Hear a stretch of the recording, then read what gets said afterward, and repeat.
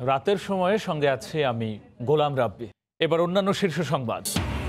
পুলিশের কাজে শরীরে বহনযোগ্য ক্যামেরার ব্যবহার শুধু কাগজে কলমে, নতুন করে ভাবছে ডিএমপি। চেকপোস্টের ঘটনা জানার বিকল্প নেই মত বিশ্লেষকদের। এবং অক্টোবরে বিশ্বের প্রথম কোভিড টিকা উৎপাদনের ঘোষণা রাশিয়ার। ৩৩ জনের মৃত্যুর খবরে শেষ হল স্বাস্থ্য অধিদপ্তরের বুলেটিন। ঢাকায় আক্রান্ত ৯%।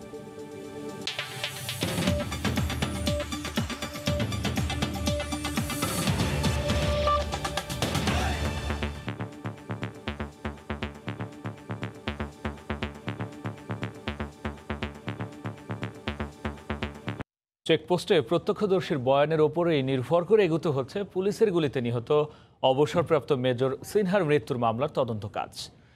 বডি অন ক্যামেরা বা শরীরে বহনযোগ্য ক্যামেরা থাকলে সেদিনের ঘটনা খুব সহজেই বের হয়ে আসত। পুলিশের কাজে এই ধরনের খুদে ক্যামেরার ব্যবহার শুরু করেও এখনও শুধু কাগজে কলমে আছে। আতিকুর রহমান তমালের রিপোর্ট। মেরিন ড্রাইভের শামলাপুর চেকপোস্ট। ঈদের আগের রাতে এই চেকপোস্টে পুলিশের গুলিতে সিনহা নিহতের ঘটনা এখন দেশ জুড়ে আলোচনা, সমালোচনা আর নানা জল্পনা কল্পনার অংশ। কিন্তু এসব এক নিমেষেই থেমে যেত যদি চেকপোস্টে একটি ক্যামেরা থাকতো। উন্নত বিশ্বের অনেক দেশেই চেকপোস্ট তো বটেই, ট্রাফিক পুলিশও ব্যবহার করেন শরীরে বহনযোগ্য এই খুদে ক্যামেরা, যে কারণে পথচারী থেকে শুরু করে তল্লাশির আওতায় আসা মানুষের সঙ্গে কথোপকথন চলার সময় দুপক্ষই থাকেন সতর্ক।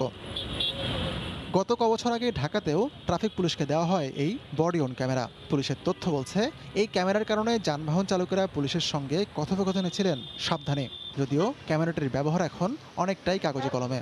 অপরাধ বিশ্লেষকরা বলছেন এই বডি অন ক্যামেরা ব্যবহার করা উচিত প্রতিটি চেকপোস্টে। আমাদের এই আধুনিক আইন পুলিশ বাহিনীর বা আধুনিক সমাজ ব্যবস্থায় টেকনোলজির যে একটা বিরাট অবদান, টেকনোলজির ব্যবহার যে ক্রিমিনালরা বিভিন্নভাবে করছে, সেটাও কিন্তু আসলে এনকাউন্টার করার জন্য আমি মনে করি এ ধরনের ব্যবস্থা খুবই জরুরি। তবে এ ব্যাপারে পুলিশ দফতরের মিডিয়া সেলে দুদিন ফোন করে এবং একদিন মেসেজ পাঠিয়ে সংশ্লিষ্ট কর্মকর্তার সাড়া পাওয়া যায়নি, যদিও ডিএমপি বলছে ব্যাপারটি ভেবে দেখবেন তারা। চেকপোস্টগুলোতে বডি অন ক্যামেরা প্রোভাইড করা যায় কিনা সেটা নিয়ে আমরা চিন্তা ভাবনা করছি। প্রথমে পরীক্ষামূলকভাবে হয়তো চালু করব, পরবর্তীতে ব্যাপকভাবে এটা চালু করার চেষ্টা করব। বডি অন ক্যামেরার ফুটেজ ইচ্ছে করলেই মুছে ফেলার কোনো সুযোগ নেই। সংশ্লিষ্টরা বলছেন অবসরপ্রাপ্ত সিনহার সেদিনের ঘটনা রেকর্ড করা গেলে সেদিন আসলে চেকপোস্টে কী ঘটেছিল সেটি সহজেই দৃশ্যমান হতো। আতিকুর রহমান তামাল, সময় সংবাদ, ঢাকা। রাতের সময় আরও থাকছে শুভ জন্মাষ্টমীতে মন্দিরে মন্দিরে যজ্ঞ পূজার নাম সংকীর্তন, করোনা মুক্তি ও বিশ্ব শান্তি কামনা। নেই মূল আকর্ষণ শোভাযাত্রার আয়োজন।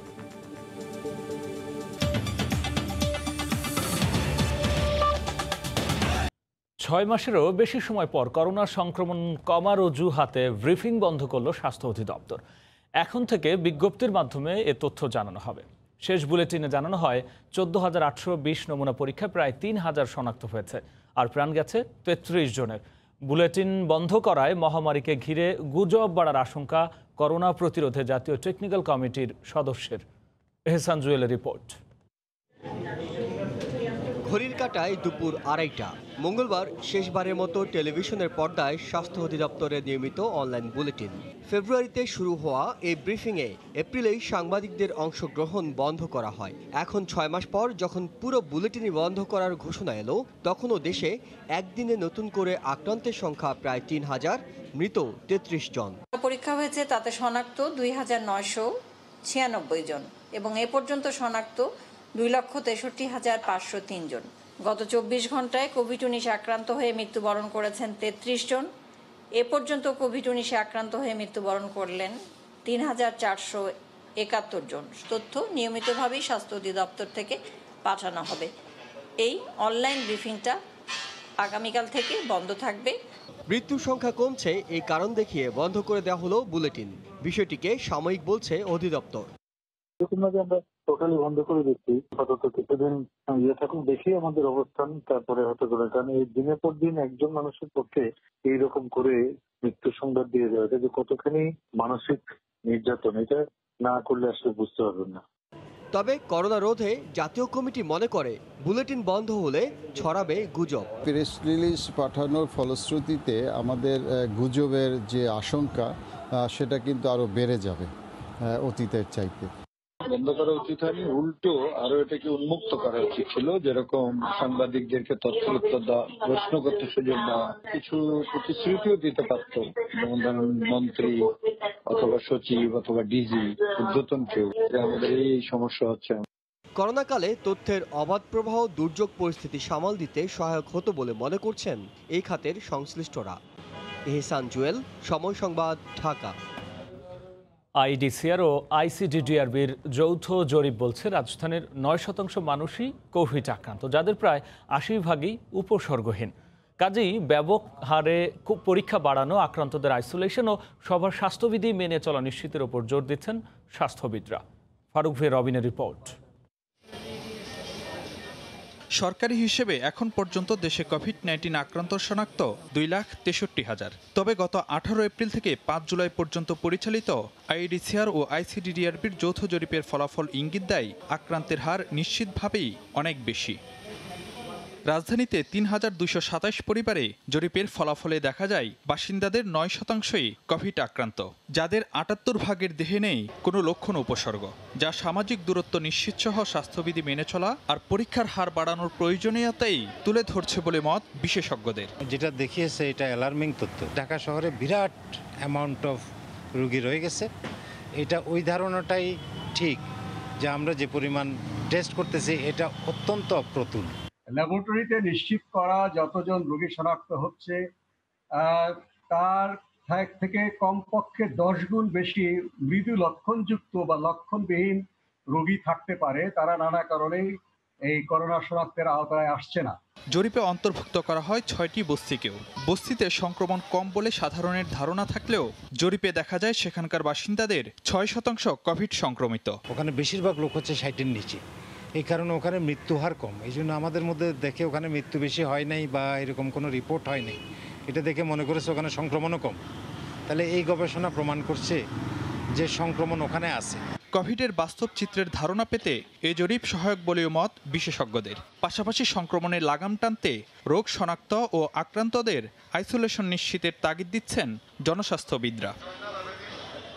ফারুক ভিয়া রবিন, সময় সংবাদ, ঢাকা। বিশ্বের প্রথম দেশ হিসেবে করোনা ভাইরাসের প্রতিষেধকের অনুমোদন দিয়েছে রাশিয়া। মঙ্গলবার সকালে দেশটির প্রেসিডেন্ট ভ্লাদিমির পুতিন জানান, প্রতিষেধকের পরীক্ষামূলক প্রয়োগে রোগ প্রতিরোধ ক্ষমতা বৃদ্ধিতে বেশ কার্যকারিতা পাওয়া গেছে। এ সময় ভ্যাকসিনের ব্যাপক উৎপাদনের ঘোষণা দেন তিনি। চীন, যুক্তরাষ্ট্র, যুক্তরাজ্য সহ একাধিক দেশ করোনার প্রতিষেধক আবিষ্কারে কাজ করে গেলেও অনেকটা দেরিতে শুরু করেও সবার আগে সুখবর দিল রাশিয়া। নির্ধারিত সময়ের একদিন আগেই করোনা প্রতিষেধকের অনুমোদন দিয়েছে দেশটি। রুশ প্রেসিডেন্ট ভ্লাদিমির পুতিন জানান, প্রতিষেধকের পরীক্ষামূলক প্রয়োগে রোগ প্রতিরোধ ক্ষমতা বৃদ্ধিতে বেশ কার্যকারিতা পাওয়া গেছে। বিশ্ববাসীর জন্য এটি গুরুত্বপূর্ণ সময় বলেও আখ্যা দেন পুতিন।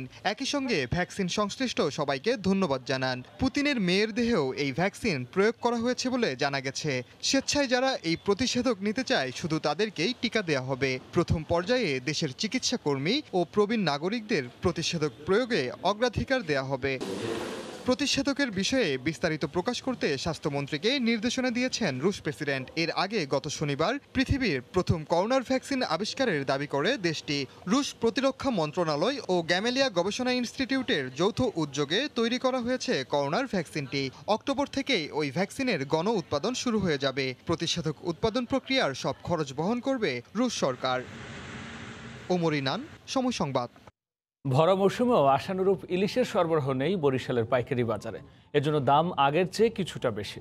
আবহাওয়া খারাপ থাকায় জেলেরা পর্যাপ্ত মাছ ধরতে না পারায় এ দাম বেড়েছে বলে দাবি ব্যবসায়ীদের। আমিনুল ইসলামের তোলা ছবিতে আরও জানাচ্ছেন ফিরদাউস সোহাগ। বরিশালে ইলিশের পাইকারি বাজার, পোর্ট রোড, ক্রেতা বিক্রেতা সবই রয়েছে, কিন্তু নেই আশানুরূপ ইলিশ। আষাঢ় শ্রাবণ ভাদ্র আশ্বিন এই 4 মাসকে ভরা মৌসুম বলা হলেও বাজারে উঠেছে তুলনামূলক কম ইলিশ। এতে বেড়েছে দাম, ফলে বাজারে ইলিশ কিনতে গিয়ে বিপাকে পড়েছেন ক্রেতারা। শুনেছিলাম মাছ প্রচুর ধরা পড়ছে এবং মাছের দাম কম, তো বাজারে এসে দেখলাম আসলে চিত্রটা ভিন্ন। আগে যে মাছ ছিল 800, সেটা এখন 1000-1200 টাকা। মাছের দাম আরো কম হইলে মানুষের পক্ষে ক্রয় ক্ষমতার মধ্যে আসে। ব্যবসায়ীরা বলছেন আবহাওয়া খারাপ হওয়ায় সাগরে মাছ ধরতে পারছেন না জেলেরা। তবে সরবরাহ বাড়লে দাম আবারও সাধ্যের মধ্যে আসবে বলে জানান তারা। ওয়েদার সিগন্যাল খারাপ হওয়ার জন্য সাগরে মাছ ধরতে না পারায় ইলিশ মাছ দাম বৃদ্ধি হয়েছে। ওই পরিমাণ ইলিশ যদি লোকালে আমদানি হতো তাহলে ইলিশের দাম অনেক কম হতো। মঙ্গলবার বরিশালের পাইকারি বাজারে প্রকারভেদে প্রতি মণ ইলিশ বিক্রি হয়েছে 30 থেকে 41 হাজার টাকায়, আর সপ্তাহের ব্যবধানে দাম বেড়েছে প্রতি মণ 3 থেকে 4 হাজার টাকা। ফিরদাউস সোহাগ, সময় সংবাদ, বরিশাল। যৌক্তিক কারণ ছাড়াই দিনাজপুরের চালের বাজার আবারও অস্থিতিশীল হয়ে উঠেছে। সপ্তাহের ব্যবধানে সব ধরনের চালের দাম কেজিতে 3 থেকে 4 টাকা বেড়েছে। এজন্য মিল মালিকদের সিন্ডিকেটকে দুষছেন পাইকার ও খুচরা বিক্রেতারা। তবে মিল মালিকরা বলছেন ধানের বাজারের সঙ্গে সঙ্গতি রেখেই চাল বিক্রি হচ্ছে। গোলাম নবী দুলালের পাঠানো তথ্য, মনজিদ আলম শিমুলের তোলা ছবি নিয়ে রিপোর্ট। দিনাজপুরের বাজারে আবারও চালের দাম বেড়েছে। গত কয়েক মাসে সরবরাহের কোনো ঘাটতি না থাকলেও 4 দফা চালের মূল্য বৃদ্ধি পেয়েছে। এবার সপ্তাহ ব্যবধানে সব ধরনের চালের দাম 50 কেজির প্রতি বস্তায় বেড়েছে 150 থেকে 200 টাকা পর্যন্ত। চালের মূল্য বৃদ্ধির কারণ হিসেবে মিল মালিকদের সিন্ডিকেটকে দুষছেন পাইকার ও খুচরা বিক্রেতারা। ওরা বেশি দামে ধরে বিধায় আমাদের বেশি দামে বাড়াই দিতে হয়, আবার ওরা কমাই দিলে আমরা অটোমেটিক কমাই দিয়ে বিক্রি করি। পাইকারি বাজারের থেকে খুচরা বাজারে কেজি প্রতি আপনার 2 থেকে 3 টাকা বেশি হবে, কারণ এখান থেকে ওরা নিয়ে যায়, ওদের একটা কেজিং খরচ আছে। চাউলের যে দাম 2-3 টাকা করে বাড়ে গেছে কেজিতে, গরিব মানুষ কেমনে খাবো? মূল্য বৃদ্ধির কোনো যৌক্তিকতা খুঁজে পাচ্ছেন না জানিয়ে কৃষক নেতার দাবি সরকারি নজরদারির। প্রচুর পরিমাণে ধান স্টক, চাল স্টক করছে এবং এই চাল তারা অতিরিক্ত দামে বিক্রি করছে। অবিলম্বে এই দাম কমাতে হবে এবং মানুষের সাধ্যের মধ্যে, গরিব মানুষের সাধ্যের মধ্যে এই চাল বিক্রি করতে হবে। অভিযোগ অস্বীকার করে চালকল মালিক গ্রুপের নেতা বলেন, ধানের বাজারের সঙ্গে সঙ্গতি রেখেই চাল বিক্রি করা হচ্ছে। যে হারে আমাদের মিলগুলোতে বেচা বিক্রি হতো সেভাবে বেচা বিক্রি হচ্ছে না, বরং চালের বাজারটি স্থিতিশীল আছে এবং একটু কমতির দিকেই আমরা মনে করতেছি। জেলায় বুড়ো মৌসুমে 1,71,000 হেক্টর জমিতে উৎপাদন হয়েছে 8 লাখ মেট্রিক টন চাল। আর খাদ্য বিভাগ এবার মিলারদের কাছ থেকে 91,700 মেট্রিক টন চাল কিনবে। সময় সংবাদ, দিনাজপুর। স্বাভাবিকের তুলনায় একেবারে কম বিমান চলাচল, কিন্তু টিকিটের চাহিদা আকাশচুম্বী। আর এতে চরম দুর্ভোগের মুখে চট্টগ্রামের প্রবাসীরা। নানা কাঠখড় পুড়িয়েও মিলছে না কাঙ্ক্ষিত টিকিট। এই সুযোগে 2 থেকে 3 গুণ টিকিটের বাড়তি দাম রাখছে এয়ারলাইন্সগুলো। মধ্যপ্রাচ্যের দেশ বাহরাইন যাওয়ার 40,000 টাকার টিকিট 1,40,000ও মিলছে না। একইভাবে অন্যান্য গন্তব্যের বিমান টিকিটের দামও চড়া। বিস্তারিত জানাচ্ছেন কমল দে। করোনাকালীন সময়ে ছুটি কাটাতে দেশে আসা প্রবাসীদের দুর্ভোগ থেকে যেন মুক্তি মিলছে না। একদিকে 72 ঘন্টার মধ্যে করোনা নেগেটিভ প্রতিবেদন জোগাড়, এখন তার সাথে যুক্ত হয়েছে চাহিদা অনুযায়ী যাত্রার বিমান টিকিট না পাওয়া। আবার দেন দরবার করে টিকিট পাওয়া গেল দাম আকাশ ছোঁয়া। টিকিট ছিল ভাই আগে আসা যাওয়া মাত্র 60,000 টাকা, এখন এই জায়গায় আমাকে 1,20,000 টাকা দিয়ে টিকিটটা করতে হয়েছে। অনেক ভোগান্তি হয়েছে, আমি অনেক জায়গা খুঁজছি, পাই নাই টিকিট, করিও ক্যান্সেল হয়ে যায়, ক্যান্সেল হয়ে যায়। যাত্রীরা করোনাকালীন অবস্থায় এখানে ছুটিতে এসে আটকা পড়ছে, তাদের জন্য যে ফেয়ার বর্তমানে চলতেছে এটা 3 গুণ 4 গুণ বেশি। ট্রাভেল এজেন্টের দেওয়া তথ্য অনুযায়ী বর্তমানে চালু থাকা প্রতিটি গন্তব্যের টিকিটের দাম 2 থেকে 3 গুণ বেশি। স্বাভাবিক সময়ে বাহরাইনের টিকিটের দাম 35 থেকে 40,000 টাকা হলো এখন বিক্রি হচ্ছে 75 থেকে 1.5 লাখ টাকায়। একইভাবে নিউ ইয়র্কের 65,000 টাকার টিকিটের দাম 2.5 লাখ, আর 40,000 টাকার দুবাইয়ের টিকিট বিক্রি হচ্ছে 1 লাখ টাকায়। 1,40,000 10 তারিখেরটা ক্যান্সেল হয়ে আবার 12 তারিখে গেছে 1,70,000 টাকা দিই। এয়ারলাইন্স কোম্পানি যেটা করতেছে, টিকিটটা আপনার প্রথমে বিক্রি করতেছে, এরপরে যখন আপনার ফ্লাইটটা ক্লোজ হয়ে আসতেছে ক্যান্সেল করে দিচ্ছে। বিমান মন্ত্রণালয়ের কাছে এবং সংশ্লিষ্ট যারা আছে তাদের কাছে আমরা জোর দাবি জানাচ্ছি, ওটা যেন দ্রুত নিষ্পত্তি করার চেষ্টা করে। বাংলাদেশ বিমান ছাড়াও 60টির বেশি বিমান সংস্থা করোনাকালীন এই সময়ে বাংলাদেশ থেকে বিভিন্ন গন্তব্যে যাতায়াত করছে। যাত্রী পরিবহনে বিমানের সংখ্যা বর্তমানে প্রয়োজনের তুলনায় একেবারে কম। এই অবস্থায় যাত্রীদের দুর্ভোগ কমাতে বিমানের সংখ্যা বাড়ানোর কথা বলছেন ট্রাভেল এজেন্সির মালিকেরা। আরও কিছু বেশি সংখ্যক ফ্লাইট বাড়ানো হইলে এই যে গরিব যাত্রীগুলো যারা আছে তাদের ভিসা চলে যাচ্ছে, তারা অন্তত কম পয়সা যেতে পারবে। টিকিটের বাড়তি দাম রাখার ব্যাপারে এয়ারলাইন্সগুলো কোনো আনুষ্ঠানিক বক্তব্য দেয়নি। প্রতিদিন ঢাকা হয়ে চট্টগ্রামের 500-র বেশি প্রবাসী বিমানে যাতায়াত করছেন। কমল দে, সময় সংবাদ, চট্টগ্রাম। তীব্র দাবদাহে বিপর্যস্ত ইউরোপের জনজীবন। ফ্রান্সের 15টি অঞ্চলে জারি করা হয়েছে সর্বোচ্চ সতর্ক অবস্থা রেড অ্যালার্ট। কিছুটা স্বস্তির খোঁজে হাজার হাজার মানুষ জড়ো হচ্ছেন স্থানীয় পার্ক, লেকপার আর সমুদ্র সৈকতগুলোতে। এই মুহূর্তে ফ্রান্সে আছেন সহকর্মী লুৎফুর রহমান বাবু। সরাসরি চলে যাচ্ছি তার কাছে। বাবু।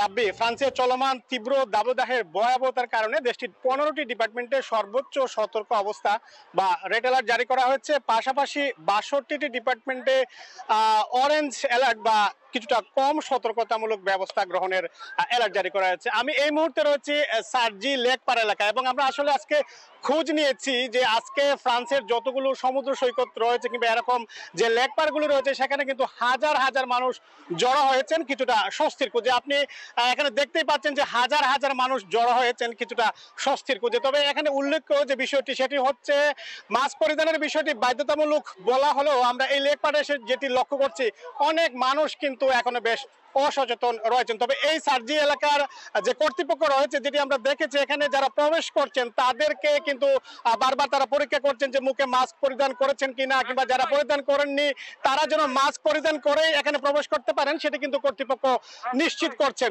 আমরা আপনাকে এখানে জানিয়ে রাখি যে লিওন, মার্কস এবং অন্যান্য শহরের পর এখন কিন্তু রাজধানী প্যারিস সহ ইল-দে-ফ্রান্সের বেশ কয়েকটি ডিপার্টমেন্টে মাস্ক পরিধান বাধ্যতামূলক করা হয়েছে, অন্যথায় তাদেরকে জরিমানা গুনতে হবে। এদিকে আবহাওয়া সূত্রে যেটি জানা গেছে কাল কিংবা পরশুর মধ্যে কিন্তু এখন যে তীব্র দাবদাহ চলছে সেটি কিন্তু কমে আসার একটি সম্ভাবনা রয়েছে। সে কারণে এখন মানুষজন যেভাবে অস্বস্তির মধ্যে রয়েছেন, কালকে যদি বৃষ্টি নামে কিংবা পরবর্তীতে যদি এই দাবদাহ শেষ হয়ে যায় তাহলে মানুষের মধ্যে কিন্তু স্বস্তি ফিরে আসবে। আমি এখানে আপনাকে আরো জানিয়ে রাখি যে দেশটির প্রধানমন্ত্রী কিন্তু আজকে স্থানীয় একটি গণমাধ্যমকেও বলেছেন, একই সাথে স্বাস্থ্যমন্ত্রী বলেছেন যে এখন থেকে মানুষ চলাচলের যে স্থানগুলো রয়েছে সেখানে তাদেরকে বাধ্যতামূলকভাবে মাস্ক পরিধান করতে হবে। অর্থাৎ এতদিন শুধুমাত্র দোকানপাটের ভিতরে কিংবা রেস্টুরেন্টে এটি সীমাবদ্ধ ছিল, তবে এখন থেকে সবাইকে মানুষ চলাচলের স্থান, লেকপার, স্টেশনের আশপাশের রাস্তা কিংবা বড় যে সুপার শপগুলো রয়েছে তার আশেপাশে যে রাস্তাগুলো রয়েছে যেখানে অনেক মানুষ সমবেত হন সেখানে সবাইকে মাস্ক পরিধান বাধ্যতামূলকভাবে করতে হবে। তো এই ছিল এখন পর্যন্ত আমার কাছে সর্বশেষ। রাব্বি। ইউরোপের দেশগুলোতে তীব্র দাবদাহের খবর নিয়ে ফ্রান্স থেকে যুক্ত হয়েছিলেন সহকর্মী লুৎফুর রহমান বাবু। করোনা মুক্তি ও বিশ্ব শান্তি কামনায় দেশ জুড়ে জন্মাষ্টমী উৎসব উদযাপন করেছেন হিন্দু সম্প্রদায়ের মানুষ। মহামারীতে আগে থেকেই বাতিল করা হয় জন্মাষ্টমীর মূল শোভাযাত্রা ও মিছিলের আনুষ্ঠানিকতা। মহাষ্টমীতে শ্রীকৃষ্ণের আরাধনা, খোল, করতাল, শাঁখ, উলুধ্বনিতে মুখর মন্দির প্রাঙ্গণ। নৈবেদ্যের থালা সাজিয়ে আবাহন করা হয় সনাতন ধর্মাবলম্বীদের ভগবান বিষ্ণুর অষ্টম অবতার শ্রীকৃষ্ণকে। নাম সংকীর্তন শেষে যজ্ঞবেদিতে দেয়া হয় আগুন, চন্দন, ঘৃত, মধু মিলিয়ে আহুতি দেওয়া হয় 108টি উপচার। মঙ্গলযজ্ঞ শেষে গীতাপাঠ করে জরা, দুঃখ, রোগ, শোক, ব্যাধি থেকে মুক্তি কামনা করেন ভক্তরা। এই তিথিটাই আমাদের কাছে খুব গুরুত্বপূর্ণ এবং বিশেষ একটা দিন, এই জন্য আমরা উপবাস রেখে ধর্মীয় আচার বিধিগুলো পালন করছি। মহামারী থেকে রক্ষা পাওয়ার জন্য শ্রীকৃষ্ণের কাছে, ঠাকুর শ্রীকৃষ্ণের কাছে এটাই আমাদের আশীর্বাদ যেন উনি আমাদের রক্ষা করেন। মানুষ যেন এই করোনা ভাইরাস থেকে আবার মুক্তি লাভ করে, আবার যেন সুখ সমৃদ্ধি লাভ করে। পরে ভিডিও কনফারেন্সের মাধ্যমে যুক্ত হয়ে সনাতন ধর্মাবলম্বীদের জন্মাষ্টমীর শুভেচ্ছা জানান আওয়ামী লীগের সাধারণ সম্পাদক এবং সড়ক পরিবহন ও সেতু মন্ত্রী ওবায়দুল কাদের। এরপর মন্ত্রোচ্চারণে সমাপ্তি টানা হয় গীতা যজ্ঞের আনুষ্ঠানিকতার। প্রার্থনা করা হয় শাশ্বত মঙ্গলের চিরায়ত সত্য ও সুন্দরকে। মৌসুমী মো, সময় সংবাদ, ঢাকা।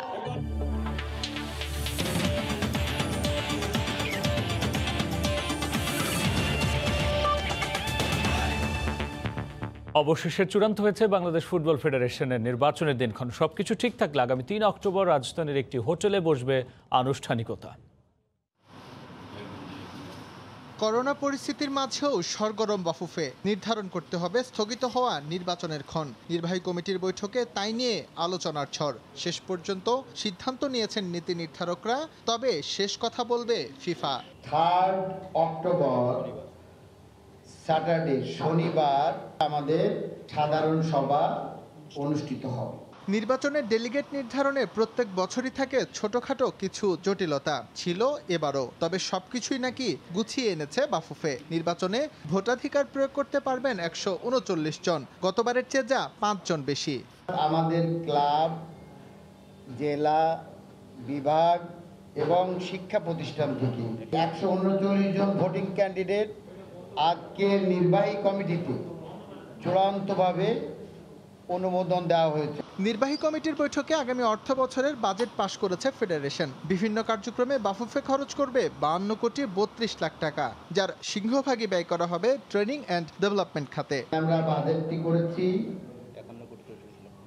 51 কোটি 44 লাখ 50 হাজার, আর আমাদের ব্যয় হবে 52 কোটি 31 লাখ। করোনায় এবছর স্থগিত হওয়া নারী লীগ নভেম্বরে শুরু করার সিদ্ধান্ত নিয়েছে বাফুফে, তবে চূড়ান্ত হয়নি সামনের মৌসুমের প্রিমিয়ার লিগ মাঠে গড়াবে কবে। আমাদের এসএম ইকবাল, সময় সংবাদ, ঢাকা। এ পর্যায়ে শীর্ষ সংবাদ জানিয়ে দিচ্ছে আরও একবার। পুলিশের কাজে শরীরে বহনযোগ্য ক্যামেরার ব্যবহার শুধু কাগজে কলমে, নতুন করে ভাবছে ডিএমপি। চেকপোস্টের ঘটনা জানার বিকল্প নেই মত বিশ্লেষকদের। এবং অক্টোবরে বিশ্বে প্রথম কোভিড টিকা উৎপাদনের ঘোষণা রাশিয়ার। 33 জনের মৃত্যুর খবরে শেষ হলো স্বাস্থ্য অধিদপ্তরের বুলেটিন। ঢাকায় আক্রান্ত 9%। এই ছিল রাতের সময়। আপনার মোবাইলে সময় সংবাদ দেখতেও সব খবর পেতে ডাউনলোড করুন সময় অ্যাপ। সঙ্গে থাকুন সময়।